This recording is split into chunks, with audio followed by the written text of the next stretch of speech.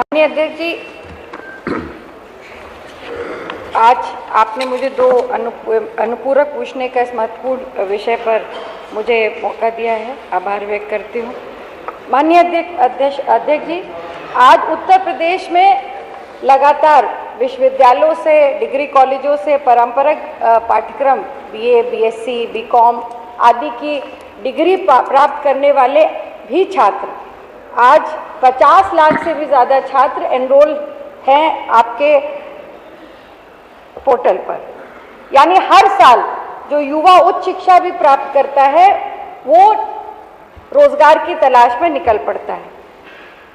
सबसे बड़ी जो आज समस्या आ गई है, मुझे नहीं पता कि ये जो नई आउटसोर्सिंग की जो नई परिभाषा तय करके सरकार ने, ज़्यादातर विभागों में कोई विभाग अछूता नहीं रह गया।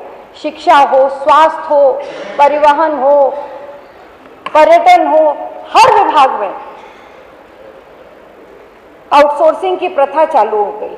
और ये सबसे ज़्यादा जो हमारे आउटसोर्सिंग पर जो सबसे बड़ी दिक्कत आ रही है कि जिस तरह से इनका शोषण किया जा रहा है, वो सबसे बड़ी समस्या हो गई है। माननीय अध्यक्ष जी, मैं आपके माध्यम से माननीय मंत्री जी से ये जानना चाहूँगी कि आपने जो आपके प्रश्न में आपने मुझे उत्तर दिया है, इसमें आपने कहा है कि लगभग 15,000 से अधिक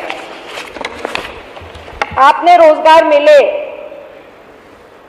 13,000 से अधिक रोजगार मेले आयोजित किए, जिसमें 15,96,000 अभ्यर्थियों को निजी क्षेत्र में चयनित किया गया। और ये आंकड़े आपने 2017 से 2031 तक के दिए हुए हैं।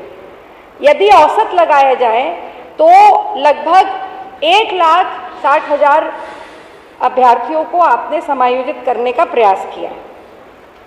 वादा तो आपका 2 करोड़ का था युवाओं को रोजगार देने का, और इनका समायोजन हुआ कहाँ? बड़े दुख की बात है माननीय अध्यक्ष जी कि इसमें जो एक आंकड़ा जो मुझे बहुत विचलित भी कर रहा है, मुझे लगता है इस पर सबसे बड़ी चिंता होनी भी चाहिए। उत्तर प्रदेश में लगभग 5,000, अभी माननीय मंत्री जी ने बताया, 978 निर्माण श्रमिकों को इजराइल भेजा गया। कोई दिक्कत नहीं, अगर वो बाहर जा रहे हैं नौकरी करने के लिए, उनको अवसर मिलना अच्छी बात है। पर क्या इजराइल जैसे देश में जहाँ पे आंतरिक असुरक्षा है, क्या वहाँ पर उत्तर प्रदेश के बेटों को भेजना, क्या ये सही है? इससे अच्छा होता कि हम किसी अन्य देश में भेजते जहाँ पे उनका वो सुरक्षित रहते। मैं माननीय अध्यक्ष जी, आपके माध्यम से माननीय मंत्री जी से, सरकार से ये पूछना चाहती हूँ कि सबसे पहले न्यूनतम मजदूरी अधिनियम की धारा 3 के तहत सरकार ने हर वर्ष में मजदूरी की समीक्षा करनी होती है। पिछले 9 वर्षों में सरकार ने कितनी बार ये समीक्षा की है? दूसरा मेरा प्रश्न है, सरकार कहती है कि भरपूर रोजगार, तो आज जो बेरोजगार नौजवान सड़कों पे लाठी खा रहा है वो कहाँ से आया है? वो भी तो इसी प्रदेश का बेटा। आपने कहा कि अन्य प्रदेशों में उनको रोजगार के अवसर मिलते हैं और अगर उत्तर प्रदेश के लोग वहाँ नहीं पहुँचते तो वहाँ का उद्योग बैठ जाता है। गर्व है हमें कि हमारे उत्तर प्रदेश के श्रमिकों के हाथों में इतनी ताकत है। पर मैं पूछना चाहती हूँ कि उनको बाहर जाने की आवश्यकता क्यों पड़ रही है? और अगर उनको अपने उत्तर प्रदेश में ये अवसर मिले तो शायद वो और बेहतर कर पाए।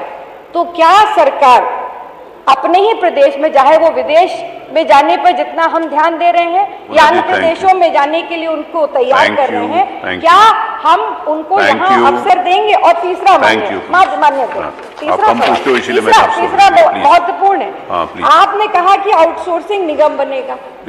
इसी सदन में माननीय नेता सदन ने घोषणा की थी इसकी, लगभग 5 से 6 महीने से, 5 से महीने से तो ऊपर हो गए।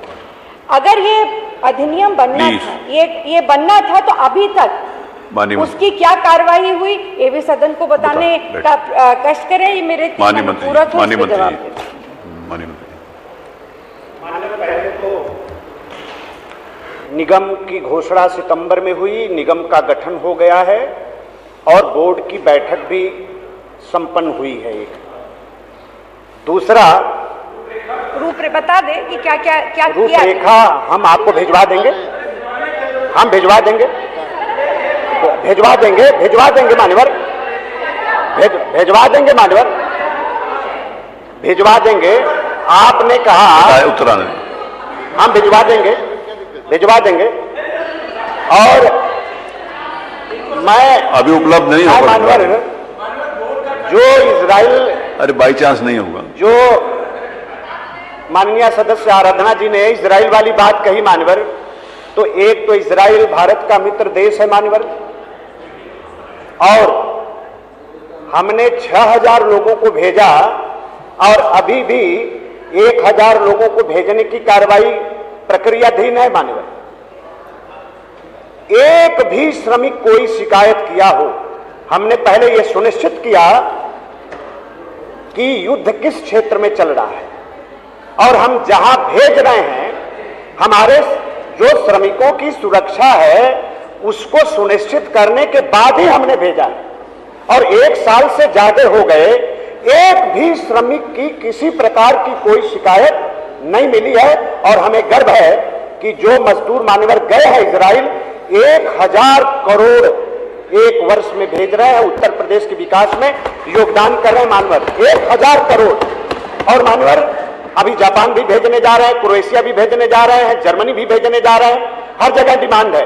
और एक बात है, आज मान्यवर माननीय मोदी जी, माननीय प्रधानमंत्री श्री मोदी जी की सरकार का जो संकल्प है भारत को विकसित राष्ट्र बनाने का मान्यवर, ये इसीलिए तो है, इसीलिए है। और मान्यवर आज जो औद्योगिक पार्क मिले मान्यवर, जैसा आराधना जी ने कहा कि पलायन न करना पड़े, रोजगार उनको यही मिले, सरकार उसका उपाय करने जा रही है। हम अपने एक्सप्रेसवे के किनारे पर उद्योगों का समूह स्थापित करने जा रहे हैं मान्यवर, बड़े पैमाने पर रोजगार का सृजन होगा मान्यवर, उनको यहाँ पर काम मिलेगा मान्यवर, सरकारी नौकरियों से लेकर निजी क्षेत्र से लेकर उनको स्वरोजगार देने से लेकर उनको उद्योगपति बनाने तक मान्यवर जितना भी प्रयास हो सकता है सरकार सब प्रयास कर रही है।